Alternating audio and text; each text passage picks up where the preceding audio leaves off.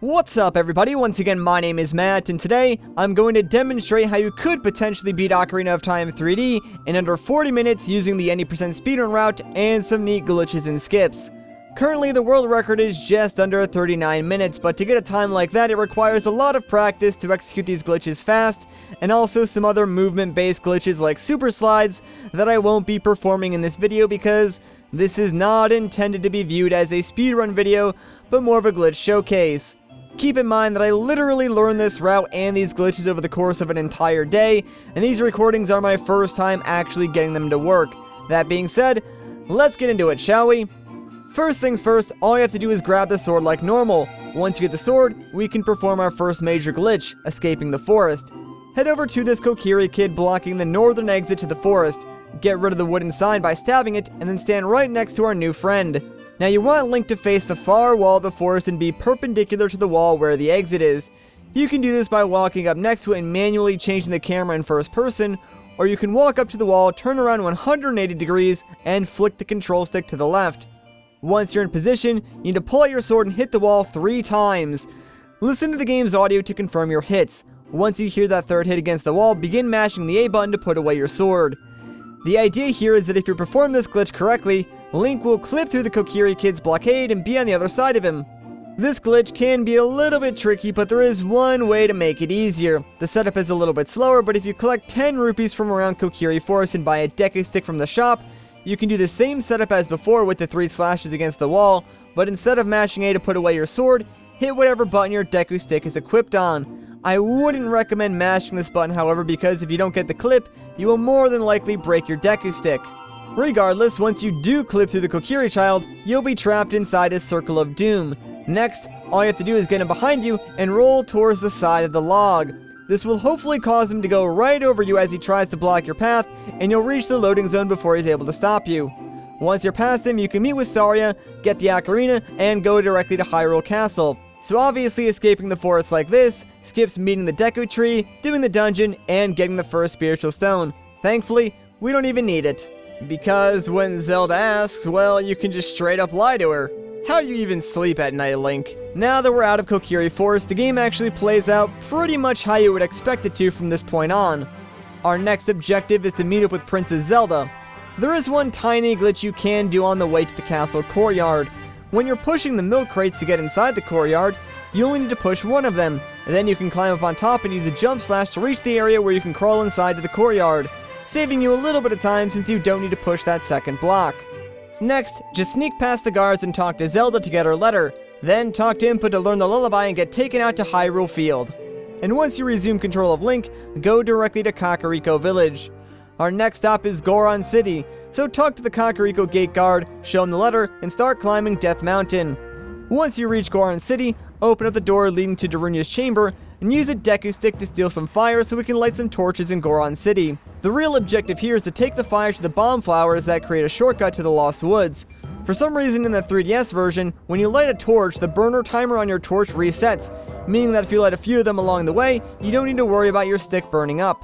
Once you reach the Lost Woods, immediately head to the Forest Sacred Meadow and talk to Saria to learn her song. Once you know the song, you can perform a short little death warp by letting the Deku Scrubs kill you. Ideally, you would be at a lower HP than I was, so it only takes 1 hit, but the idea is that dying inside the Forest Sacred Meadow takes you back to the entrance, which is a little bit faster than walking.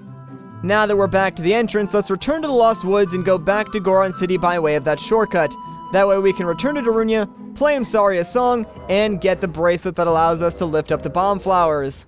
With the Goron bracelets, we can now open up the way to Dodongo's Cavern, which for this route will be the first and only temple. The goal for Dodongo's Cavern is basically to run through the entire thing and open up the way to the boss, but not actually go inside that section just yet. All we want to do now is open up the path.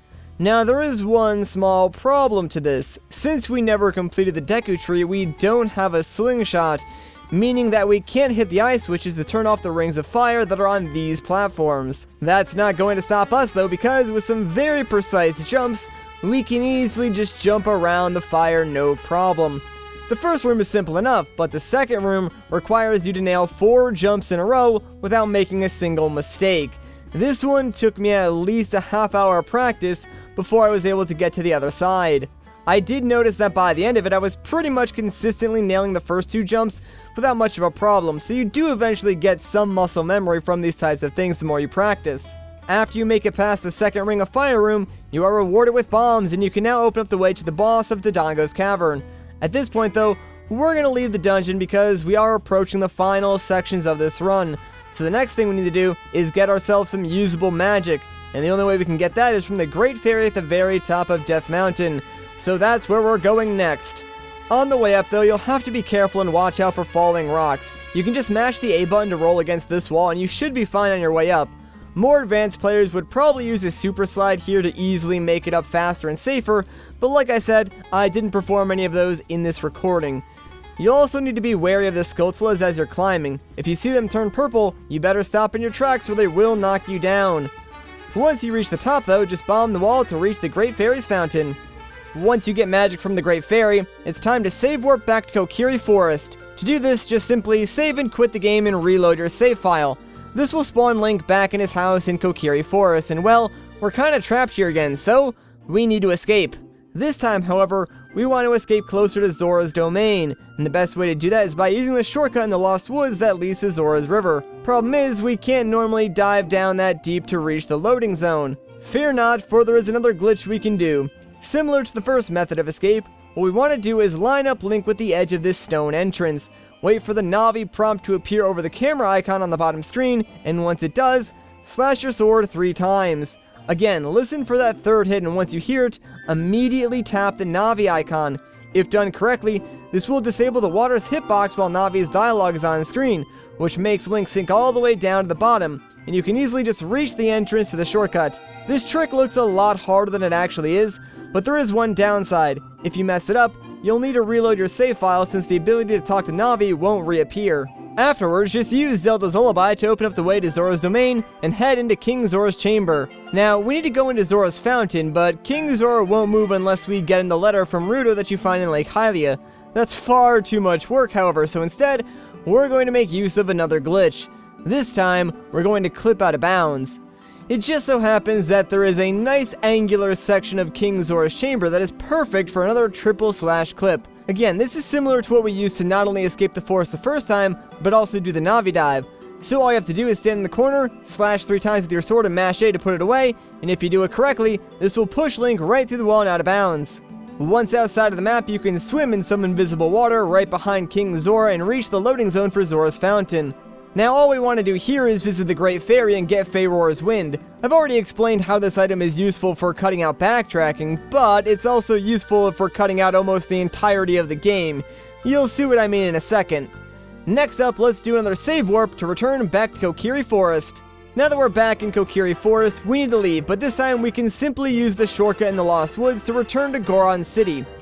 What you want to do here is exit Goron City from the top and re-enter. Once you do that, we're going to make use of another glitch called Restricted Items. This allows us to use Feyrora's Wind in areas where we normally aren't supposed to. This is at best a 2-frame window, but what you want to do is open your inventory and put Feyrora's Wind on a button that currently has either nothing equipped or over an item that you can normally use indoors. Then press B, and for 1 or 2 frames, if you're lucky after you close the menu, you can activate the item. It may take you a few tries, but once you get it, just set your warp point here to the entrance of Goron City. Afterwards, it's time to go back to Dodongo's Cavern and finish up that dungeon and fight the only boss of this run, King Dodongo. There is one more time-saving glitch that we can do, however. So in the center of this room, there is a switch that normally needs to be pushed down by a block. However, that takes a long time and there is an easy way around this. If we stand on the switch and game over, the game keeps the flag of the switch being pressed down in memory. So if we just continue from the beginning and re-enter this room, the game assumes that since the switch was pressed, we must have moved the block, and it unlocks the door for us. Now we are free to fight the final boss of this run, King Dodongo. There is really nothing special about this fight, just fight him as you normally would and do jump slashes to finish him off quickly. Once he's down for the count and the blue portal appears, it's time for the real magic to happen. This is by far the hardest trick in this run. It took me 3 hours of practicing before I even managed to pull it off for this video. What you want to do is approach the blue portal, get close to it, and try and measure out exactly 1 side step away from the edge of the portal. The goal is to side hop into the blue portal, But while in the air, open up the items menu and pull out Favor's Wind and use restricted items, that way we can return to our warp point while inside the blue portal cutscene. Assuming you land in the blue portal correctly and have Favor's Wind's dialogue on screen, you'll want to wait until the blue portal is about 2/3 of its original size, and then hit the return to warp button. If you did it correctly, the game will literally warp you directly to the game's end credit sequence. Now, there are a number of ways you can mess this glitch up. You can misjudge the distance of your side hop, or you can miss the frame to use Favor's Wind. And if you do mess it up, it takes a while to get back to that point since you'll need to force quit the game, reload your save, and unlock the boss door again. So, all in all, it's a very difficult trick to do, but it is totally worth it just because seeing how you can literally go from defeating King Dodongo to the end of the game is kind of incredible. Now, there are a few side effects of doing this glitch in the end credit sequence. Certain like NPCs or camera angles will be completely messed up or doing things they're not supposed to, and also the music at some point will just randomly cut out. There's also points where like it's black for extended periods of time. It's kind of weird, and I'll try and show off as much of that as I can. Now, obviously, this is not easy to do, guys. It's certainly possible. Like, I was able to learn all these tricks and the route in just about a day, so really, it's not too hard, but if you are going to attempt to do this, have a lot of patience. I am not one that has a lot of patience, which is probably why I would never consider speedrunning this.